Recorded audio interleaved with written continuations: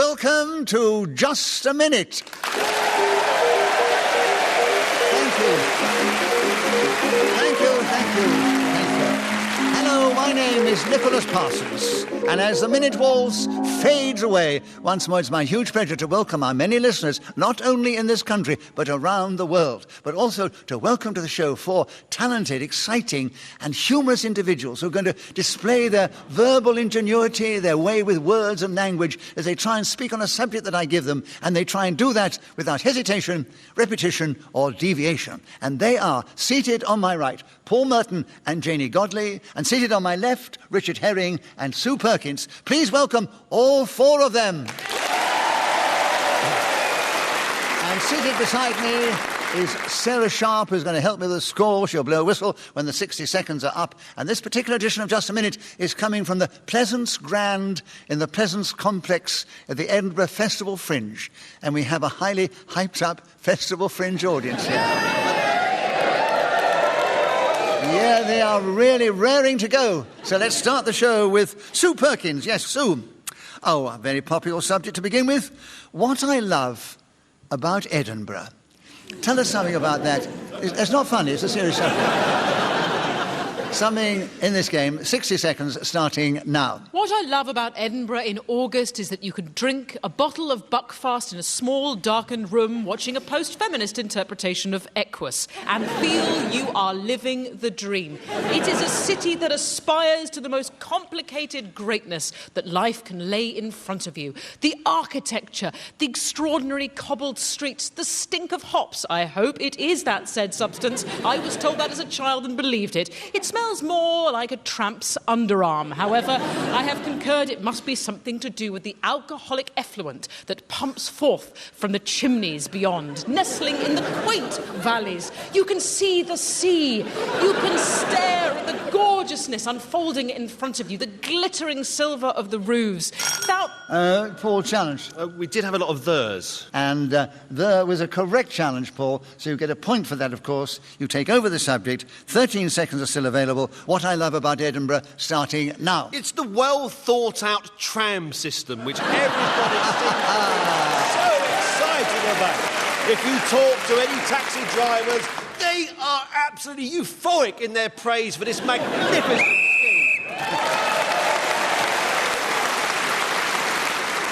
Right, so at the end of that round, Paul Merton was speaking as the whistle went, gained that extra point, so he's got 3 points at the end of the round. Richard Herring, will you begin the next round? Rather weird subject, this. Putting up a tent in the rain.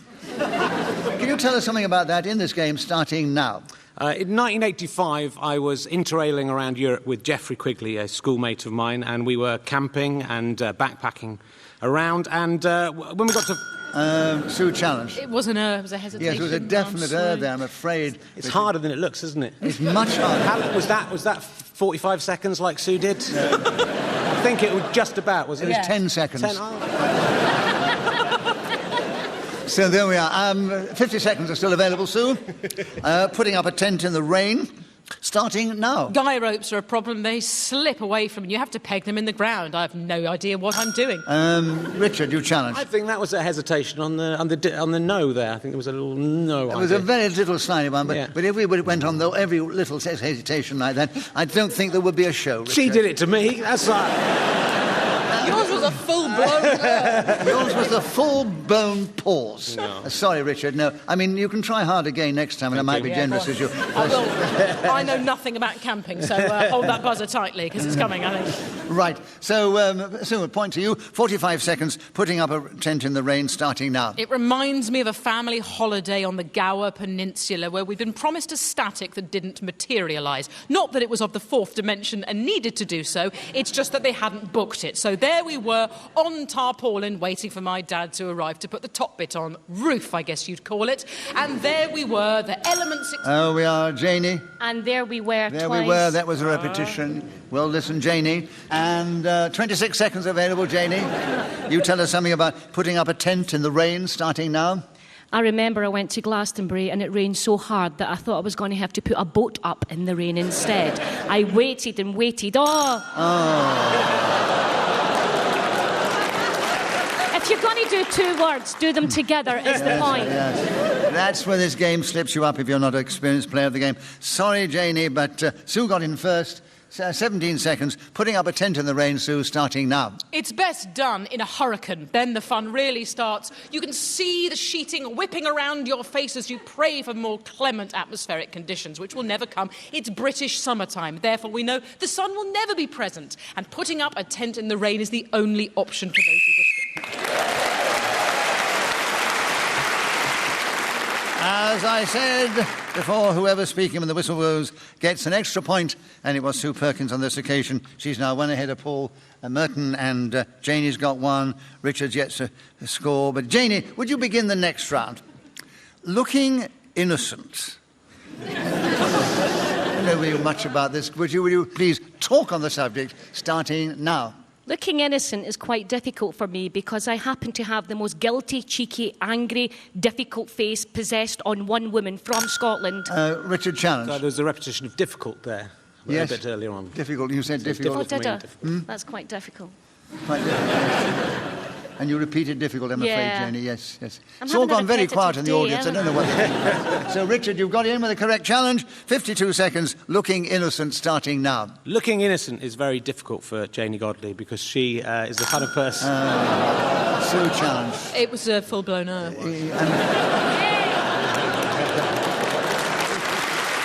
I'm afraid your full-blowners do creep in, They do. Richard. I'll have to watch out for But it that. is the first time you've played. Only mention that for any listeners at home so they know. 47 seconds, looking innocent, with you, Sue, starting now. I've always looked innocent. I look like I've repeated that. Let me pass myself. So...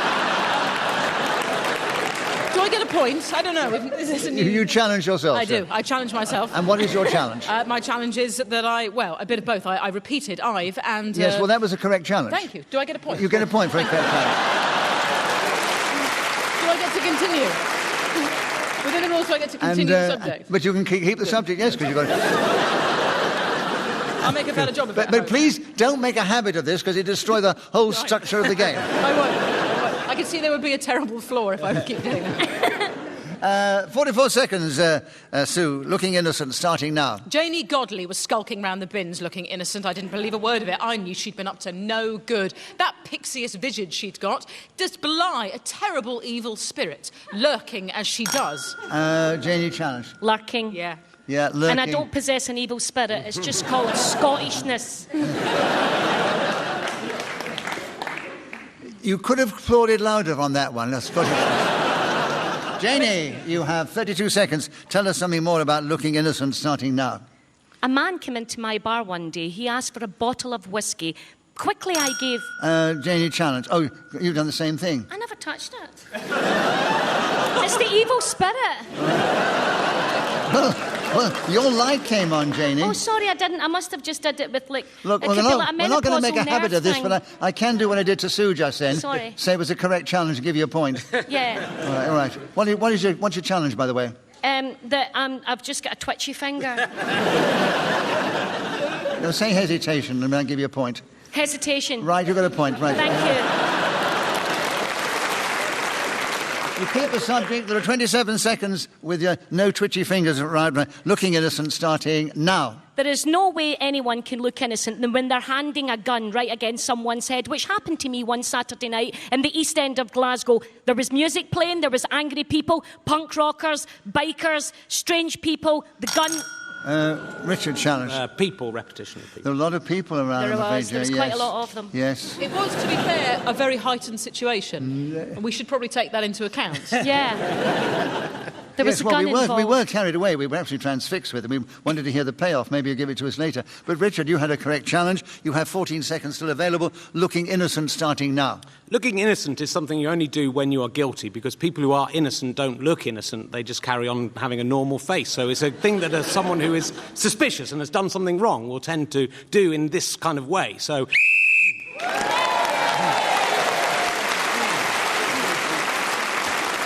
So Richard Herring was then speaking as the whistle went and gained that extra point.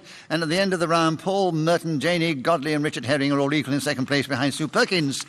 Paul, will you begin the next round? The subject, the Pickled Onion.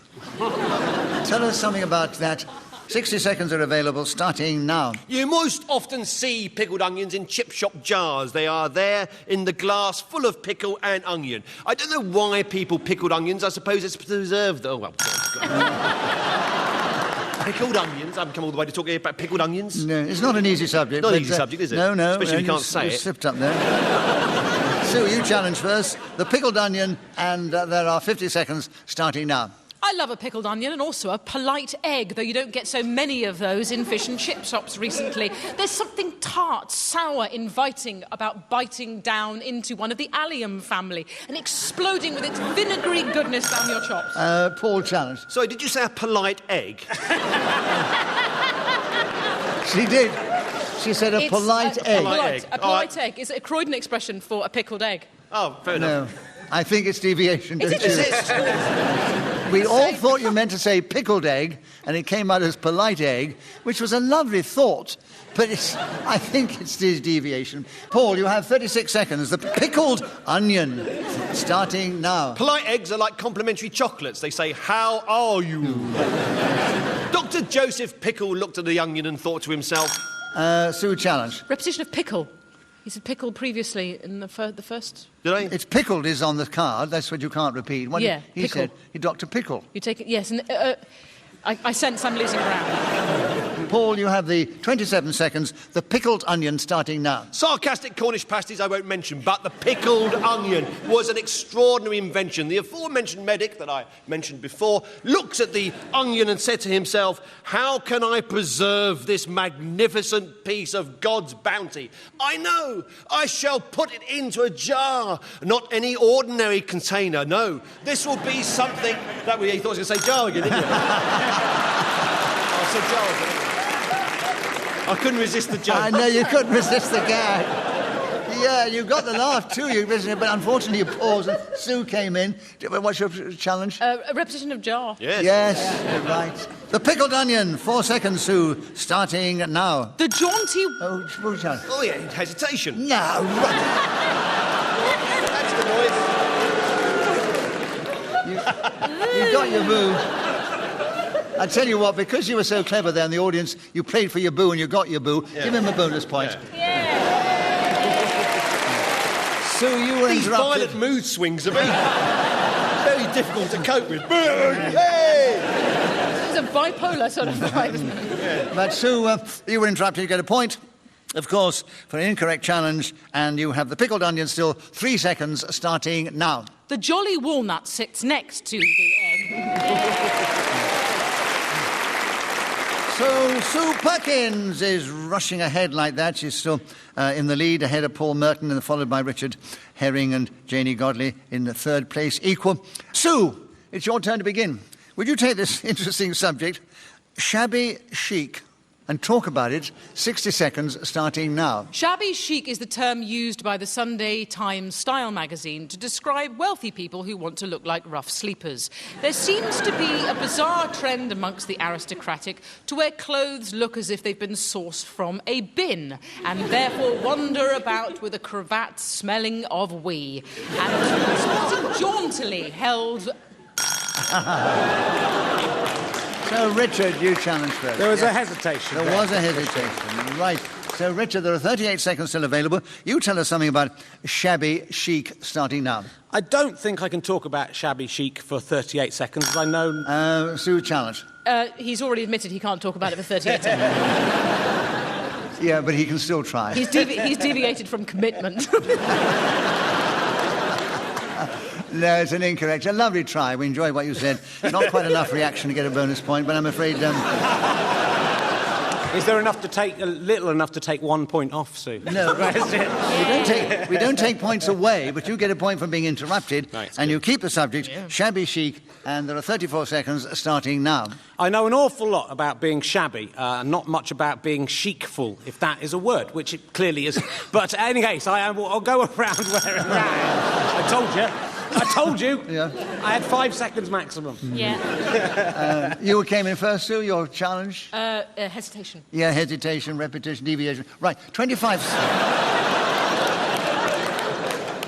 No, I didn't mean that harshly. that was the first time he played it. It was just an instinctive reaction. I do apologise, Richard. Right. 25 seconds, Sue, on Shabby Chic, starting now. Imagine Lawrence Llewellyn-Bowen in a typhoon, and the end result is Shabby Chic. The faded Regency fop with clothes hanging in tattered folds around his midriff. All that's left of the former dandy, cut down in his prime by a freak... Paul challenge. We had dandy before. No, he didn't say dandy. Didn't we? No. It was, I think Oh, Beano, yeah. Is your Wally?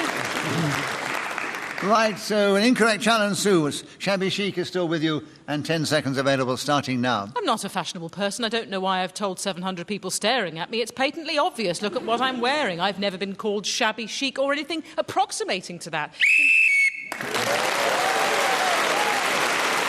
So Sue Perkins was again speaking as the whistle went, gained that extra point and has increased her lead. And Richard Herring would like you to begin the next round. The subject now, something we all know a bit about, free papers.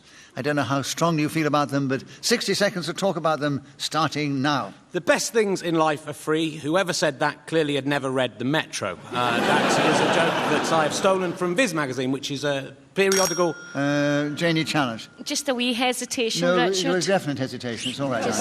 I know, but he's my friend. 51 seconds, Janey. Free papers, starting now. When you sit on a train and you see a new free paper, you sit there and you look at it and wonder to yourself, why did I say Richard sit Starr. twice? It was a mistake. I thought it was a repetition of sit, but it was sit and sitting. I've got repetitions disease today, haven't I? No, you didn't repeat anything, darling. Sit, I did. Oh, you did sit, I right. did. Okay. There's a voice in my head Richard- going, repeat, I dare you to repeat. Richard challenged and withdrew it. That's why I thought it was wrong. Yeah. Right. 46 seconds for you, Richard, on free papers, starting now. In the capital city, we have the London Light and also another paper, which is called The Paper. Sue. Hesitation. Hesitation, Hesitation yeah. because he'd mentioned Metro. I'm allowed to say so- paper, then, aren't I? Because I was No, you can say it, And yes. you also repeat. Yeah, no, I don't. But you repeat. Right. Don't let's have a discussion. Let's get on with it. 41 seconds available, Sue. Free papers, starting now. Whenever I think of the free papers on the tube, I also consider the millions of trees somewhere in Brazil felled to provide us with news of Peter Andre and Jordan while we're commuting to work. Whatever happened to the idea that the odd paper could be bought at a store which particularly vends said items, instead of them being thrust upon you by ne'er-do-wells who are so terrifying in their commitment to putting these free rags into your face. I don't like them simply because there is no news in said newspapers. It's merely a chain of adverts and a picture of a kitten. Much as I love cats, they're very cute. I don't necessarily want to see them every single morning.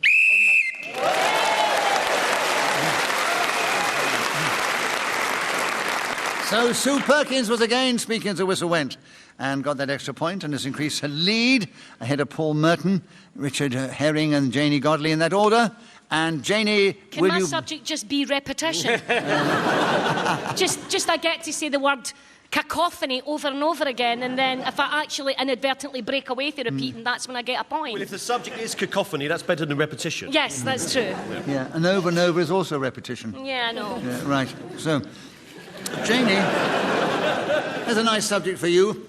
Mum's the word. 60 seconds, starting now. A man once put something into my hand, winked and said, "Mum's the word." I looked down. It was a hot sausage supper, which is normal in Glasgow, a difference from a deep-fried Mars bar.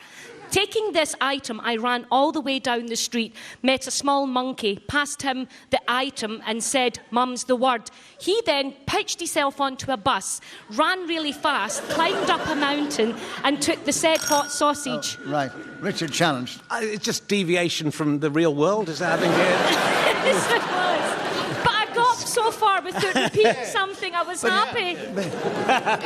But Richard, you know, you can go into the world of fantasy in this show. Some of them do quite At the frequently. end of the whole thing, he passes it to his mum and he says, No, wait a "Mum." minute, save it. Right. Save it, because I'm not going to allow the challenge. I'm going to give you the benefit of the doubt. Perfect.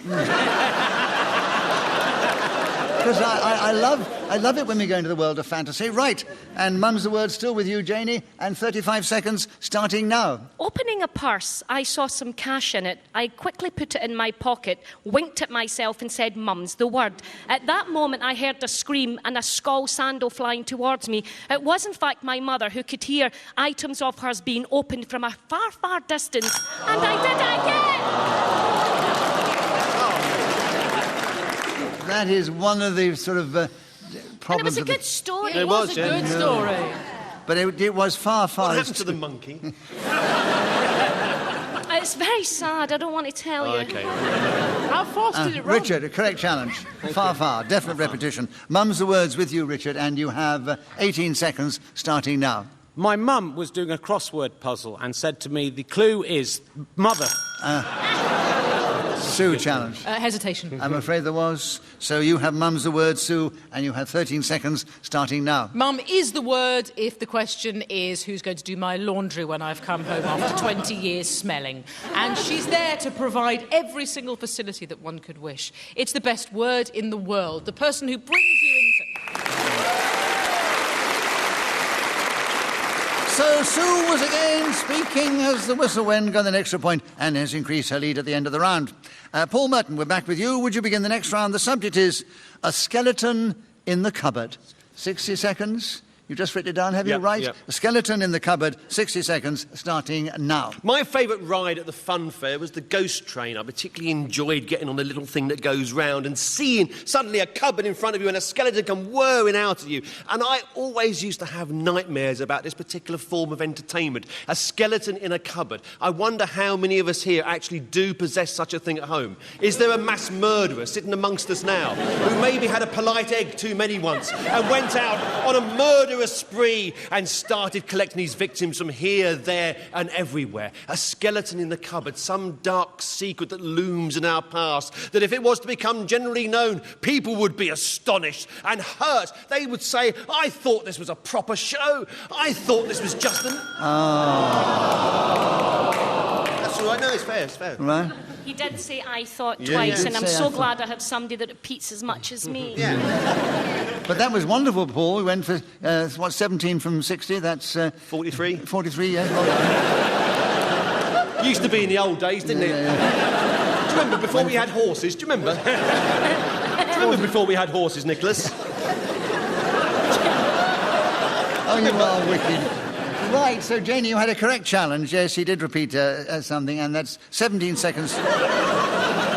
17 seconds on a skeleton in the cupboard, starting now. A skeleton in the cupboard is more frightening than having a gun fall out of a cupboard, which once happened to me a long time ago. I never thought that it would happen, but it did. So challenge.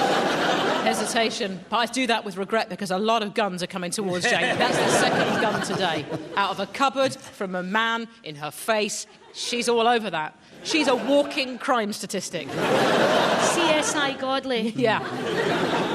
Your challenge is hesitation. Yeah. No, she didn't hesitate. She repeated happen. No, but you didn't. That wasn't your first challenge. You are a silver fox. Messing. That she did repeat happen, but you challenged. So, I mean, your first challenge was hesitation, which was incorrect. So benefit of the doubt goes to Janey, and she still has the subject. 9 seconds. A skeleton in the cupboard, Janey, starting now. A skeleton in the cupboard is much better than ever having a blancmange fall out of a Paul, cupboard. challenge. Did we have much better before? Yes. Yes, we did. You did, But I'm definitely. keeping in the theme of repetition. Oh, I see. It's going very well. It is, I'm pleased. I'm pleased as pleased with it. So, Paul, repetition. You have a correct challenge. 5 seconds still available. A skeleton in the cupboard, starting now. Next to the tea caddy, there was a skull. Its eye socket there. Oh, I've said there 3 times. You were lucky that your drawing attention to your repetition came after the whistle. So, Paul, you were actually speaking as the whistle went, gained an extra point for doing so, and you have leapt forward. You're still in second place, but you've leapt. So let me give you the scores. We go into the final round. Richard Herring and Janey Godley are equal in third place. They're 1 point behind Paul Merton, who's quite a few points behind Sue Perkins, who's still in the lead. And Sue, actually, it's your turn to begin again. And the subject we've got here is applying makeup. You have 60 seconds, starting now. As the audience can see, I apply makeup only in the dark with a trowel and strimmer. That has suited me for years and provides the look I have made entirely my own. The mahogany cheeks akin to Aunt Sally in the famous children's show Wurzel Gummidge. The eyes decked with mascara as if a million spiders have lazily walked across my eyeballs.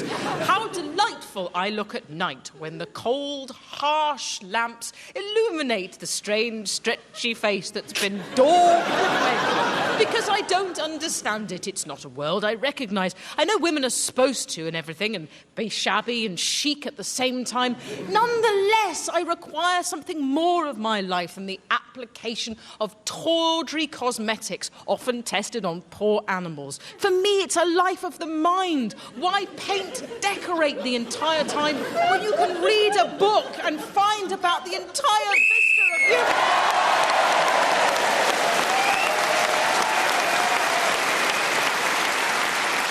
Well, what a way to bring the show to an end. Sue started with the subject, finished with the subject, didn't hesitate, repeat anything or deviate. And you got only not a point for speaker as a whistle went, and your effort only gets you 1 extra point for not being interrupted.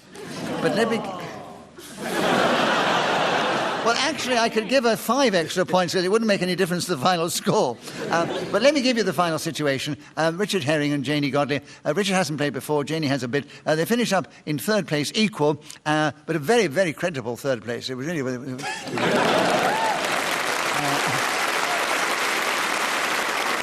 Paul Merton, who often wipes the floor with others and comes out on top, but he came up in a very strong 2nd place. He was only just ahead of Richard and Janey. But out in a very strong lead, as you can imagine, and with that great flourish at the end, it was Sue Perkins. So, Sue, you are the winner this week. So, it only remains for me to say thank you to these 4 delightful players of the game, Paul Merton, Janey Godley, Richard Herring and Sue Perkins. I also thank Sarah Sharp, who's helped me with the score. She kept blowing her whistle beautifully after the 60 seconds had elapsed. We are grateful to our producer, Claire Jones. We're indebted to Ian Messiter, who created this amazing game. And we're also grateful to this lovely audience here at the Festival Fringe, who've cheered us on our way in true Festival Fringe manner. So from our lovely audience and from me, Nicholas Parsons, and the team, thank you very much. Tune in the next time we play Just a Minute. Yes!